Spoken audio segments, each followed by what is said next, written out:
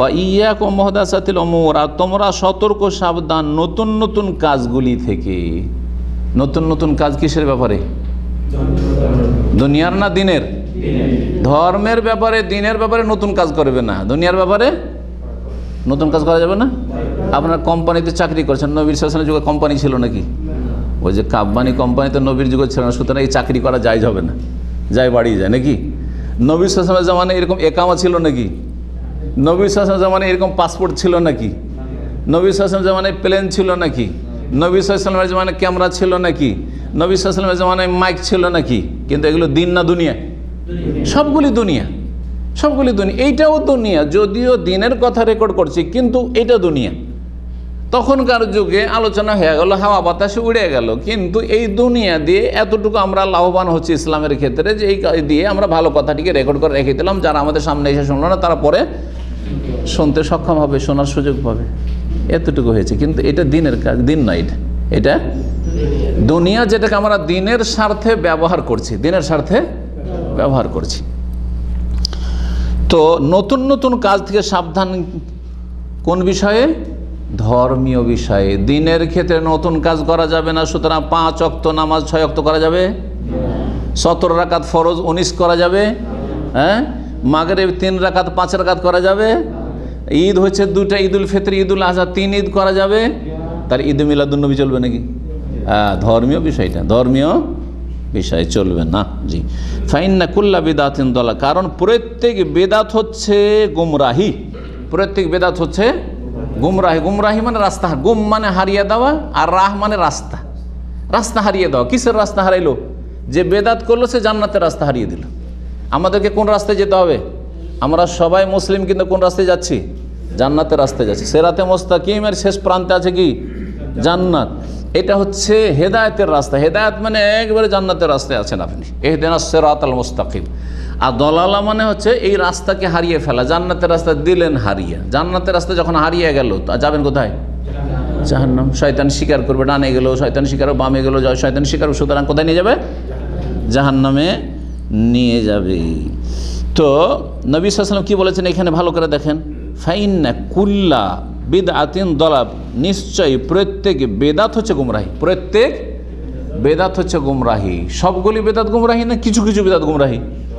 সবগুলি বেদাত জাহান্নামের রাস্তায় নিয়ে যাবে, জান্নাতের রাস্তাকে হারিয়ে দেবে। আর ভারত, বাংলাদেশ, পাকিস্তানের যত বেদাতি মোল্লারা আছে বলছে যে বেদাত হচ্ছে 2 ভাগে বিভক্ত। বেদাতে হাসানা মানে ভালো বেদাত, আর বেদাতে সাইয়্যা, হ্যাঁ, মন্দ বেদাত। যতগুলি বেদাতিরা বেদাত করে সবগুলি তাদের হাসানা, সবগুলি তাদের ভালো। তাহলে বেদাতে সাইয়্যা কোনটা থাকলো? কোনোটাই বেদাতে সাইয়্যা থাকলো না। বেদাতে সাইয়্যা কোনগুলো? যেগুলি বাংলাদেশে করে না সেগুলি হচ্ছে বেদাতে সাইয়্যা, তাই না? কবরে ফুল চড়ালো বেদাতে হাসানা, চাদর চড়ালো বেদাতে হাসানা। তাহলে সব হচ্ছে বেদাতে যখন হাসানাই।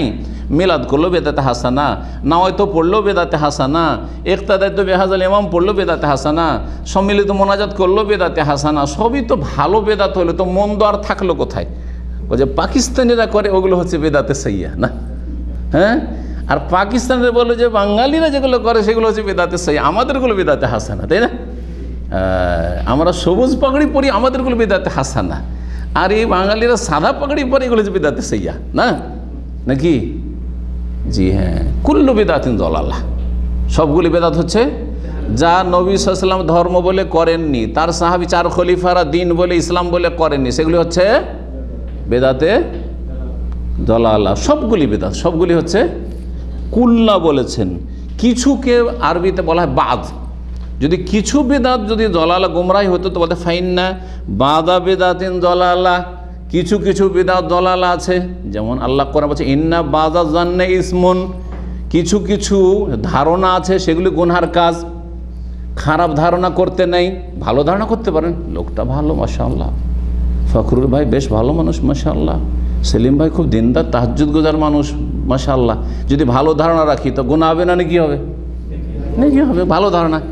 কিন্তু এই লোকটা অসৎ, হ্যাঁ, লোকটার ভিতর খারাপ, নাকি হবে না গুনাহ হবে? গুনাহ হবে। এইটা হচ্ছে ইসমুন।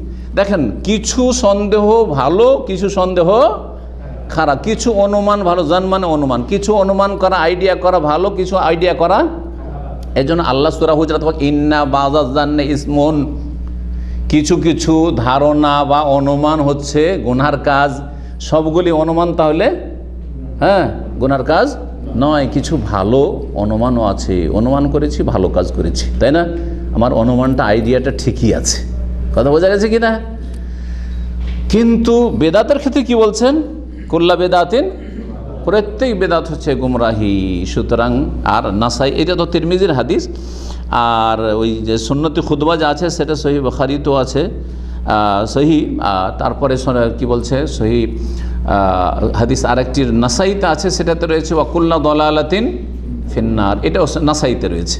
প্রত্যেক গুমরাহির পরিণাম হচ্ছে, প্রত্যেক গুমরাহি কোথায় নিয়ে যাবে?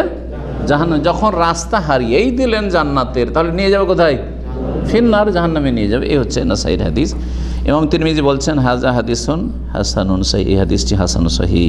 আল্লাহু আ'লাম ওয়া সাল্লাল্লাহু আলা মুহাম্মদ ওয়া আলা আলিহি ওয়া সাহবিহি আজমাইন।